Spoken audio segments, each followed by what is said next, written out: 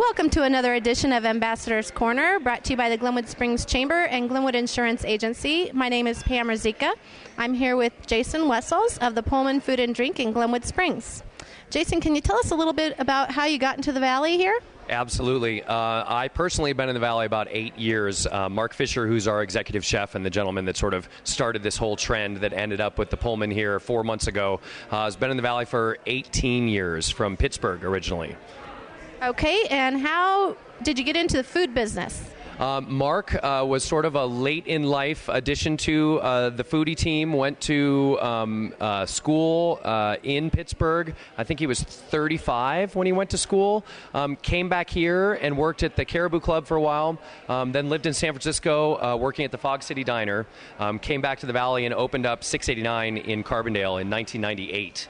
And then we just opened up here 4 months ago. Okay, how'd you come up with the concept of the Pullman? Okay, so the space was sort of the first thing to come. This was actually a restaurant. As you're looking around the building, half of the building was a cafe at the turn of the last century, and the other half was a billiard hall. The cafe was called the Pullman Cafe.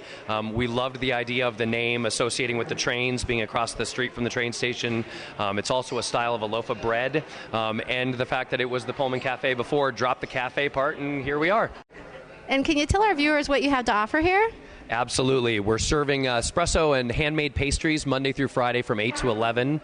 Lunch Monday through Saturday, 11 to 5. Brunch on Sundays from 10 to 5. And then dinner 7 days a week from 5 to 10. And tell our viewers where you're located. Absolutely. We're on the corner of 7th and Cooper in downtown Glenwood Springs, in between Juicy Lucy's and the Brew Pub, right across the street from the train station.